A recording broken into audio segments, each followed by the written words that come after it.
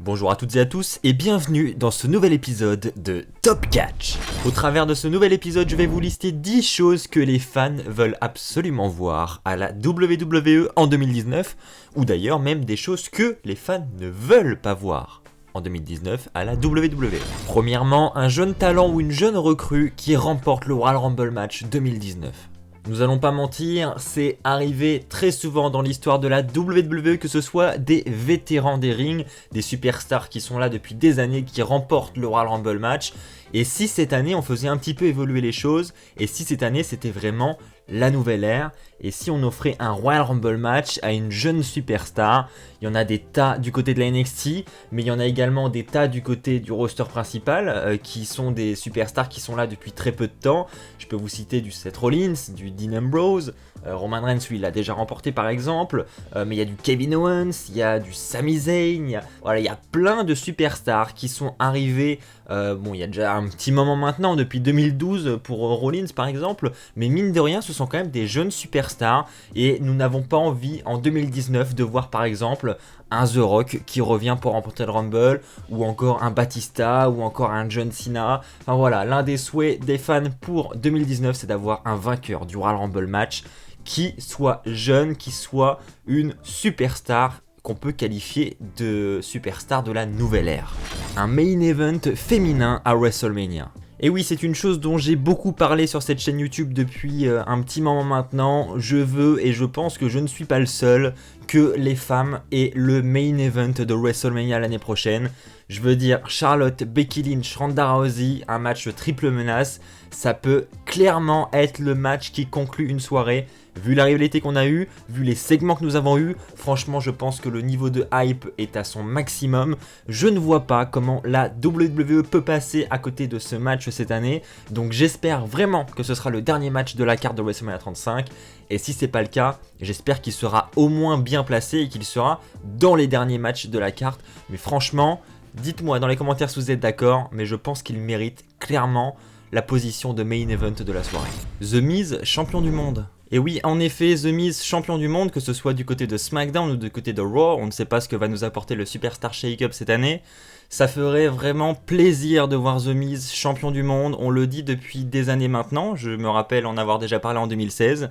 C'est vrai, The Miz mérite clairement une nouvelle fois un titre de champion du monde, et il s'en est approché à plusieurs reprises, mais il n'a jamais mis les mains dessus, et c'est clairement dommage. Donc j'espère réellement que cette année 2019 sera son année, et qu'il deviendra une nouvelle fois champion du monde. Seth Rollins, champion universel. Ça fait un long moment que nous en parlons également, et ça fait aussi un long moment que Seth Rollins n'a pas mis les mains sur un titre de champion du monde. Tout le monde se rappelle de sa victoire légendaire à WrestleMania 31 lors de ce cash-in plus que mémorable. Et bien depuis, Seth Rollins a remis la main une fois sur le titre mondial et c'est tout. Et les fans attendent avec impatience une nouvelle victoire de notre Seth Rollins. Et cette fois-ci, pourquoi pas pour le titre universel. Je pense qu'il y a des chances que Brock Lesnar s'éloigne de ce titre d'ici WrestleMania. Et si c'est le cas, eh bien, je pense que Rollins pourrait avoir sa chance. Et pourquoi pas avoir sa chance à WrestleMania. On sait que les rumeurs annoncent un Rollins vainqueur du Rumble. Et pourquoi pas un Rollins-Lesnar à WrestleMania 35. La retraite de l'Undertaker à WrestleMania 35. Oui, c'est également un sujet dont nous parlons chaque année, mais j'espère réellement que cette fois-ci c'est la bonne. L'Undertaker, sa retraite, est-ce qu'elle va avoir lieu cette année ? Je ne sais pas si ce sera le cas, les rumeurs l'annoncent, mais c'est quasiment tous les ans, j'ai envie de vous dire. Mais j'ai envie de vous dire aussi qu'il le faut qu'il prenne sa retraite. C'est bon, le Taker nous a divertis pendant tant d'années. Sur le ring, c'est terminé. J'ai envie qu'il mette fin à sa carrière et qu'il parte sur un segment et un match mémorable dont on se souviendra toute notre vie. Et qu'il n'apparaisse plus à la WWE, du moins en tant que catcheur, mais qu'il fasse juste des apparitions exceptionnelles lors des shows anniversaires par exemple, et c'est tout. Et voilà, je n'attends plus qu'une chose de l'Undertaker, c'est son départ en retraite. Pourquoi pas un discours de départ en retraite, et surtout son intronisation au Hall of Fame. Je ne pense pas que ce sera pour 2019, mais en tout cas, son dernier match, ça je l'espère. La fin de Brock Lesnar en tant que champion du monde. Oui, j'ai parlé tout à l'heure de Seth Rollins et maintenant je vais parler de Brock Lesnar puisque je ne pense pas être le seul à en avoir marre d'avoir un champion du monde absent toutes les semaines à Raw. Et on sait que Raw souffre beaucoup en ce moment et c'est en grande partie grâce à ce champion du monde qui est absent, parce que mine de rien, le champion du monde, le champion universel, c'est censé être la tête d'affiche de Raw. Et le fait que cette tête d'affiche ne soit pas là chaque semaine, et ben évidemment ça a un gros impact sur la qualité des shows. Donc oui, j'ai envie qu'en 2019, Brock Lesnar perde cette ceinture et qu'il ne remette pas les mains dessus. Certes, il me divertit lorsqu'il défend sa ceinture et lorsqu'il est présent dans un ring. Maintenant, pas en tant que champion du monde. On peut très bien occuper Brock Lesnar dans le roster de la WWE sans pour autant lui donner le titre universel. Donc j'espère qu'il va perdre ce titre très rapidement. Des nouveaux clans à la WWE. Et oui, ça fait maintenant de nombreuses années que nous n'avons pas eu de clans qui se sont formés, enfin en tout cas des nouveaux clans. Le dernier en date, je pense, ça va être The Shield. On a eu la reformation de l'Evolution également, mais on n'a pas de nouveaux clans style Nexus par exemple.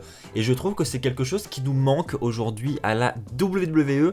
Et avec les tas de superstars qui arrivent de la NXT, je trouve qu'il y a vraiment possibilité de mettre en place de grands clans qui pourraient dominer Raw ou SmackDown et ça pourrait être vraiment très divertissant.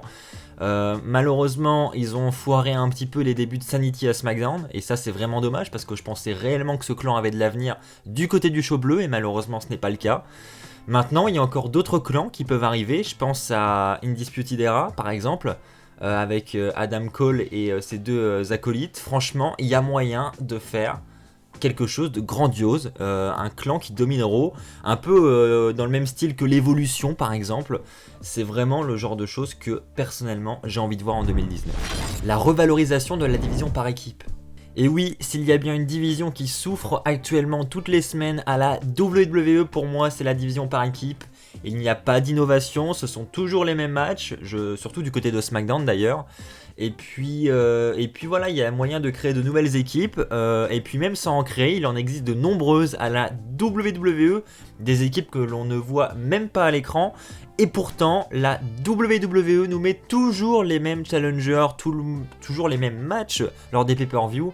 Et franchement, c'est assez agaçant quand on voit qu'il y en a des dizaines d'autres qui attendent leur tour derrière. Je ne comprends pas et j'espère que tout ça va changer en 2019. Donc oui, c'est le souhait de nombreux fans aussi, je pense, avoir une division par équipe qui nous divertisse. Et c'est vraiment pas le cas actuellement. Des weekly de meilleure qualité. Et oui, je pense que c'est la chose la plus attendue pour 2019. On nous a parlé de nouvelle ère, on a eu un speech des McMahon qui nous a clairement teasé que les choses allaient changer prochainement et que Raw n'aurait plus la tête de ce qu'il avait auparavant, que ça allait vraiment changer. Et bien maintenant, on attend de voir. Et ce que souhaitent les fans pour 2019, je pense, c'est évidemment des shows Raw, SmackDown de meilleure qualité, même si je sais que du côté de SmackDown, les fans sont plutôt contents de ce qui s'y passe. Mais en tout cas, Raw est loin de faire l'unanimité et il faut du changement. Je ne sais pas par quels moyens ils vont passer pour améliorer la qualité des shows, mais en tout cas, j'espère qu'ils vont le faire parce qu'il y en a clairement besoin. On le rappelle quand même, ces dernières semaines, Raw a atteint les pires audiences depuis 1993. Je pense que ça veut dire quelque chose quand même.